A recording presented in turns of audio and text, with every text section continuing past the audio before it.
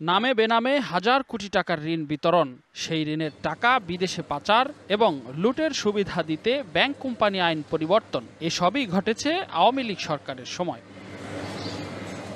এসব কারণে হাসিনার শাসনামলেই খাদে পড়ে অন্তত ডজন খানেক ব্যাংক। অন্তর্বর্তী সরকার ক্ষমতায় এসে দুর্দশাগ্রস্ত এসব ব্যাংককে পুনরুদ্ধারের দায়িত্ব দেয় স্বতন্ত্র পরিচালক নির্ভর নতুন পর্ষদকে।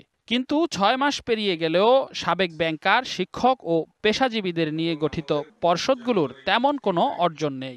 আমাদের কেন্দ্রীয় ব্যাংক যখন বোর্ড পুনর্গঠন করে, আমার মনে হয় আরেকটু সতর্কতা অবলম্বন করা উচিত ছিল।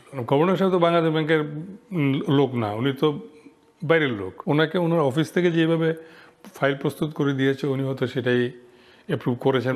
এখন তো সময় এসছে এই পুনর্গঠিত ব্যাংকের যে এসব পরিচালকদের কাজকর্ম পরিপূর্ণভাবে যাচাই বাছাই করা।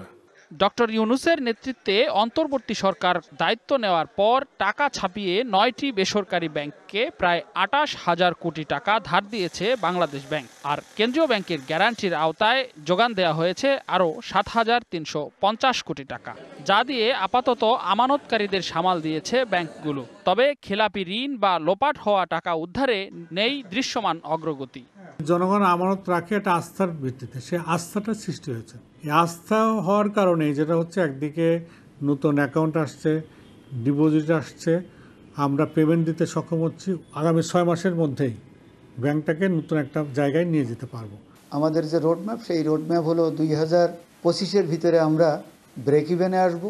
2026-এর থেকে মোটামুটি আমরা ভালো একটা প্রফিট করতে পারবো। এদিকে কেন্দ্রীয় ব্যাংক বলছে আপাতত ক্ষত নির্ধারণেই অগ্রাধিকার দিচ্ছেন তারা। ব্যাংকগুলোর ম্যানেজমেন্টে একটা স্থিতি অবস্থায় এসেছে, যার ফলে বিগত ৬ মাসই তারা রিফর্ম অবস্থায় কাজ করার সুযোগ পেয়েছে, কথা বলার সুযোগ নেই। ধীরে একটু সময় নিয়ে কাজ শুরু করেছে। বাংলাদেশ ব্যাংক থেকে একই সাথে মেসেজ গিয়েছে যে তোমরা তোমাদের প্রকৃত চিত্রটা আমাদেরকে জানাও, ডায়াগনোসিস হবে প্রকৃত রোগের ইন্টেন্সিটি বুঝে। তবে বড় চমক না দেখাতে পারলেও ঘুরে দাঁড়ানোর পথেই হাঁটছে বলে মনে করছে দুর্দশাগ্রস্ত ব্যাংকগুলো। রেদওয়ানুল হক, ডিবিসি নিউজ, ঢাকা। বিশ্বের বিভিন্ন দেশ থেকে আমদানি করা ভোগ্যপণ্য সহ নানা পণ্য মাদার ভেসেল থেকে বহির্নোঙরে খালাস করা হয় লাইটার জাহাজের মাধ্যমে। প্রায় ১৮০০ লাইটারেস জাহাজ বছরে প্রায় ১০ কোটি টন পণ্য চট্টগ্রাম বন্দর থেকে দেশের ৩৬টি নৌ রুটে পণ্য পরিবহন করে। প্রতি লাইটার জাহাজে পণ্য পরিবহনে টন প্রতি গড়ে মোট খরচ হয় ৫৫০ টাকা। বর্তমান পরিস্থিতিতে সর্বোচ্চ ৪০০ টাকায় পণ্য পরিবহন সম্ভব। এক্ষেত্রে টন প্রতি ১৫০ টাকা বাড়তি গুনতে হলে ৮ কোটি টনে চাঁদাবাজি হয় ১২০০ কোটি টাকা। সিরিয়াল সিস্টেমের কারণে পণ্য পরিবহনে ব্যবসায়ীরা সরাসরি লাইটার জাহাজ ভাড়া করতে পারে না। এজন্য লোকাল ও জাহাজ এজেন্টকে বাড়তি টাকা দিতে হয় লাইটার জাহাজ ও কার্গো মালিকদের। ফলে পণ্য পরিবহনে বাড়তি খরচের নেতিবাচক প্রভাব পড়েছে ভোগ্যপণ্যের বাজারে। পণ্যের এজেন্টকে ২০ টাকা দিতে হবে, জাহাজের এজেন্টকে ২০ টাকা দিতে হবে। সোকল্ড এজেন্ট, ওনাদের সিরিয়ালের যে বিডব্লিউটিসি বলেন, ডাব্লিউটিসি বলেন, যাই বলেন, তাদের এজেন্ট আছে। এই টাকার আলটিমেটলি ইফেক্ট কোথায়? কার্গোর উপর ইফেক্ট পড়তেছে। ২০ টাকা ৪০ টাকা অ্যাড হচ্ছে। এদিকে লাইটার জাহাজ মালিকদের প্রায় কয়েকশো কোটির অধিক পাওনা টাকা আদায় না হওয়ার পাশাপাশি সিরিয়াল অব্যাহত থাকায় নৌ পরিবহন রুটে দেখা দিয়েছে বিশৃঙ্খলা। সিরিয়াল অন্তর্ভুক্ত না হয় তাহলে দেখা যাচ্ছে তাদের ট্রিপ হওয়া, জাহাজের ভাড়া হওয়া, জাহাজের টাকা আদায় করা, এই সমস্ত ব্যাপারে বিশাল একটা অনিশ্চয়তার মধ্যে পড়ে যাবে। সেজন্য সাধারণ জাহাজ মালিকরাই আসলে সিরিয়াল অন্তর্ভুক্ত হয়ে জাহাজ চালাতে চাচ্ছে। আমদানি কারকের যাতে কোনো আপত্তি না থাকে এবং মামলা যারা করছে কোর্ট থেকে স্টে করাইছে, সেই কোর্ট থেকে এটাকে অবসান করে সবাইকে সম্মিলিতভাবে যদি আমরা সিরিয়াল চালু করি তাহলে সবার মঙ্গল হবে। নতুন নীতিমালা চলতে থাকলে নৌপথে আমদানি করা পণ্য পরিবহনে বন্ধ হওয়া একচেটিয়া আধিপত্য আবার ফিরে আসবে এমন আশঙ্কা আমদানিকারক ও জাহাজ মালিকদের। মাসুদুল হক, ডিবিসি নিউজ, চট্টগ্রাম। ঢাকা চট্টগ্রাম মহাসড়কের ১০৫ কিলোমিটার এলাকা রয়েছে কুমিল্লা অংশে। এর দাউদকান্দি টোল প্লাজা থেকে গৌরীপুর পর্যন্ত প্রায় যানজট লেগে থাকে। বিশেষ করে যানবাহন বিকল কিংবা দুর্ঘটনা ঘটলে সড়কের বিভিন্ন পয়েন্টে দেখা যায় যানজট। এছাড়া মহাসড়কের পাশে প্রায় ২০টি পয়েন্টে হাটবাজার, যত্রতত্র যাত্রী ওঠানামা, উল্টো পথে থ্রি হুইলার সহ ছোট গাড়ি অবাধে চলাচলে যানজট সৃষ্টি হয়। এসব কারণে মানুষের কর্মঘণ্টা যেমন নষ্ট হচ্ছে, তেমনি মালবাহী ট্রাকগুলো সময়মতো পৌঁছাতে কষ্ট হচ্ছে।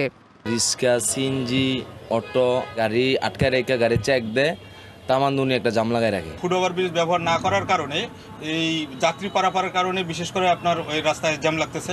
গাড়ি যাত্রী লয় ফাতাল্লা করে বন্ধ করে, এই কারণে জামগুলো লাগে। যাত্রীদের অভিযোগ, মহাসড়কে পুলিশি তৎপরতা না থাকায় সড়কে বিশৃঙ্খলা দেখা দিচ্ছে। পাশাপাশি ট্রাকে কাঁচামাল নষ্ট হওয়ায় লোকসানের মুখে পড়ছেন ব্যবসায়ীরা। সিএনজি, নসিমন, অটো এইগুলো যদি হঠাৎ ডিভিডারগুলোর থেকে হঠাৎ করে ঢুকে যায়, দ্রুত ব্রেক দিতে হয়, এই জন্য দুর্ঘটনাটা বেশি হচ্ছে। পুলিশে পুলিশ খেলে দেয়, কোনো যানজট আরও বেশি লাগা। বাসগুলো যদি কোনো একটা আইনের আওতায় আনা যায় বা কোনো একটা সিস্টেমের মধ্যে নেওয়া যায়, তাহলে হচ্ছে আমাদের মেইন রুটগুলো হচ্ছে একটু সেফ থাকে। হাইওয়ে পুলিশ অবশ্য দাবি করেছে, যানজট নিয়ন্ত্রণে তারা কাজ করলেও নানা কারণে বিড়ম্বনায় পড়তে হয়। ঢাকা চট্টগ্রাম মহাসড়কে যদি এই কোথাও দুর্ঘটনা ঘটে, যদি সেই গাড়িটা পড়ে থাকে এবং আমাদের সবথেকে বড় কষ্ট হয় একটা রেখার নিয়ে আসা, আমরা ওই গাড়িটা অপারেশন করার সাথে সাথে রাস্তা ক্লিয়ার হয়ে যায়। মহাসড়কে হাটবাজার ও বাসের যত্রতত্র পার্কিং বন্ধ সহ সাধারণ মানুষকে সচেতন করা গেলে যানজট অনেকটাই কমে আসবে বলে মনে করেন সচেতন মহল। DBC news desk. পঞ্চগড় উপজেলার গরিনাবাড়ি ইউনিয়নের মোল্লাপাড়া থেকে ডাঙ্গাবাড়ি গ্রামের কাঁচা সড়কটি রেকর্ড করা ব্রিটিশ আমলের। বর্ষাকালে দেখা দেয় জলবদ্ধতা। হাঁটু পানিতেই প্রায় ৩-৪ কিলোমিটার পথ পার হতে হয় এলাকাবাসীর। গ্রামের কেউ মারা গেলে দাফনের জন্য নিয়ে যেতে হয় দীর্ঘ পথ ঘুরে। সড়কের ডাঙ্গাবাড়ি অংশের জমি প্রভাবশালী একটি মহল দখল করে আছে বলে অভিযোগ স্থানীয়দের। 11টা চেয়ারম্যান গেছে, 9টা মেম্বার গেছে, আজ পর্যন্ত এই রেকর্ডের রাস্তাটা এবং ব্রিটিশের রাস্তাটা কেউ কোনোদিন কোনো কাজে হাত দেয়নি। দীর্ঘদিন যাবত এই রাস্তাটির কোনো সংস্কার কাজ না হওয়ার কারণে এই রাস্তাটি বিলীন হয়ে গেছে। সংশ্লিষ্টদের কাছে বারবার ধর্ণা দিয়েও কোনো প্রতিকার পাননি গ্রামবাসীরা। পরে নিজেদের উদ্যোগেই শুরু করেন সড়কটির নির্মাণ কাজ। আমরা উদ্যোগ নিয়েছি সবাই যে রাস্তাটা আমরা করব, সবাই সম্মিলিত হয়ে রাত 12টা 11টা এরকমভাবে আমরা মাটি কাটি। নিজের খেয়ে এই রাস্তাটা করছি, কিন্তু এই রাস্তাটা যদি আমরা টিকায় রাখতে চাই, যদি এটাকে ভালো করে রাখতে চাই, তাহলে আমার একটা ব্রিজের এখানে খুবই প্রয়োজন। এ নিয়ে কথা হয় ঊর্ধ্বতন কর্তৃপক্ষের সাথে। প্রয়োজনীয় ব্যবস্থা নেওয়ার আশ্বাস মিলেছে সদর উপজেলার ভূমি কর্মকর্তার কাছ থেকে।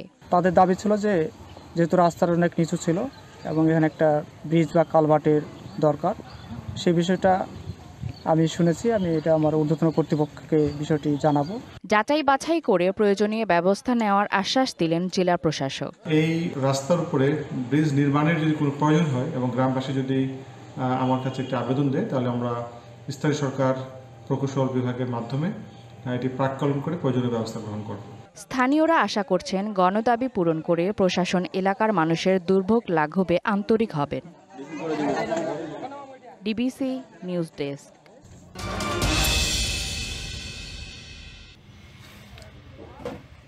চাঁপাইনবাবগঞ্জের সুন্দরপুর, ইসলামপুর, দেবীনগর, চরবাগডাঙ্গা সহ বেশ কয়েকটি জেলায় গড়ে উঠেছে ১৫৮টির বেশি ইটভাটা।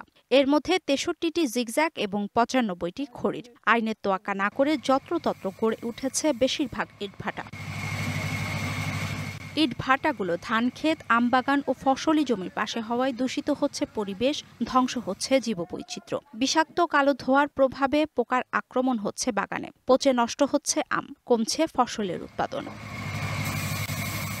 স্থানীয়দের অভিযোগ, অনুমোদন না থাকলেও প্রশাসনকে ম্যানেজ করে চলছে অবাধে এসব ইটভাটা। আশেপাশে আমাদের বাগানগুলো সব ধরেন কি যে কেটে ফেলা হচ্ছে আমের গাছগুলো। আম যখন ধরে পাকার সময় আসে তখন পাছা পাছা দাগ হয়ে যায়, কালো কালো হয়ে, যে কোনো পরিষেবা ক্ষতি করে ভাটার কারণে ধুমাতে। কিছুটা তো অবশ্যই তো শুনতেছি জীবনের পর থেকে যে কিছুটা ক্ষতি হয়, তারপরও সমস্যা হয় না। সমস্যা যদি বেশি হতো তাহলে তো ভাড়া বন্ধ হয়ে যেত। ইটভাটার মালিকরা ক্যামেরার সামনে কথা না বললেও মোবাইল ফোনে নিজেদের পক্ষে যুক্তি তুলে ধরেন। সাক্ষাতের কথা বলবো, আসছেন একবার ওই চা খাওয়া হবে আর কথা বলা হবে। মালিকদের সাথে কথা বলবেন, মালিকদের সাথে কথা বলতে হবে, তাহলে আমরা কর্মচারী। অবৈধ ইটভাটা বন্ধে ব্যবস্থা নেওয়া হচ্ছে জানায় স্থানীয় প্রশাসন। পরিবেশ অধিদপ্তর থেকে আপনার বিভিন্ন অবৈধ ইটভাটাগুলোকে এনফোর্সমেন্ট করেছে, ইতিমধ্যে জরিমানা করা হয়েছে। জেলা প্রশাসনের সাথে আমরা যোগাযোগ রক্ষা করতেছি মোবাইল কোর্টের মাধ্যমে, তাদের আইনানুগ ব্যবস্থা নেওয়ার জন্য। কয়লা ছাড়া অন্যান্য কাঠ ইউজ করছে, সেখানে আমরা অভিযান পরিচালনা করছি, তাদেরকে জরিমানার আওতায় নিয়ে আসছি এবং সেগুলো অবৈধ যেগুলো রয়েছে সেগুলো বন্ধের জন্য প্রক্রিয়া আমরা ইতিমধ্যে গ্রহণ করেছি। 2024 সালের 21শে অক্টোবর চাঁপাইনবাবগঞ্জের শিবগঞ্জে পরিবেশ অধিদপ্তরের ছাড়পত্র না থাকায় 3টি ইটভাটা বন্ধ করে দেয় জেলা প্রশাসন। এরপর এখন পর্যন্ত আর কোনো অভিযান হয়নি অবৈধ ইটভাটার বিরুদ্ধে। DBC news desk. 20 বছর ধরে গাজর চাষ করে আসছেন সিংগাইর উপজেলার আজিমপুর গ্রামের বাবুল হোসেন। চলতি মৌসুমে 3.5 লাখ টাকা খরচ করে আবাদ করেছেন 7 বিঘা জমিতে। এবছর 7 বিঘা গাজর বুনছি, আপনার 7 লক্ষ টাকা বিক্রি করছি। এর খরচ হয়েছে 3.5 লক্ষ টাকার উপরে। সিংগাইরের মাটি গাজর চাষের উপযোগী, উৎপাদন খরচ বেশি হলেও দাম ভালো পাওয়ায় গাজর চাষে ঝুঁকছেন বাবুলের মতো কয়েক হাজার কৃষক। বিশেষ করে যে অঞ্চলগুলো গাজরের জন্য বিখ্যাত, তার মধ্যে আমাদের মানিকগঞ্জ একটি। এখানে ভৌগোলিক কারণে, পরিবেশগত কারণে গাজরের চাষটা বেশ ভালো এবং ফলনটা বেশ ভালো হয়। আমাকে মানিকগঞ্জ এখন গাজলের আবাদটা বেশি, অন্যান্য জায়গার থেকে আমাকে এলাকাটা টান, এ কারণে গাজল হয় বেশি। বিঘা চুক্তিতে এসব গাজর পাইকাররা নিয়ে বিক্রি করছেন ঢাকা সহ বিভিন্ন স্থানে। আমরা গাজরটা এই যে গৃহস্থের কাছে নিয়ে আমরা বিক্রি করি ঢাকা, কারণ বাজার, গাজীপুর, যাত্রাবাড়ি। আমাকে সিংগাই থানার গাজরটা ভালো মান আছে।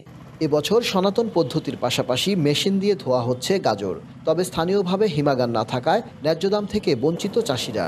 আমরা এই বছর প্রথম আমরা মেশিন আছে 300-400 ধুইতে পারি, অনেক আরাম হয়েছে, অনেক সহজ হয়েছে। গাজর হয় ঠিক আছে, আমাদের এদিকে কোনো কোলেস্টার এরকম নাই, রাখে ধুয়ে বিক্রি করতে পারতাম ভালো দামে। কৃষি বিভাগ বলছে দেশের গাজরের প্রায় 40 ভাগ চাহিদা মেটে সিংগাইর থেকে। প্রায় 50 কোটি টাকার গাজর বিক্রির লক্ষ্য এবছর। ইতিমধ্যে কৃষকরা তাদের উৎপাদিত যে গাজর তারা বাজারজাত করা শুরু করেছে। আমরা আশা করছি যে বাজারটা যদি এরকম এ ধারায় অব্যাহত থাকে তাহলে সিংগাইর থেকে প্রায় 50 কোটি টাকার গাজর এবছর কৃষকেরা বাজারে বিক্রি করতে পারবে। চলতি মৌসুমে মানিকগঞ্জে 960 হেক্টর জমিতে গাজরের আবাদ হয়েছে, যা গত বছরের চেয়ে 10 হেক্টর বেশি।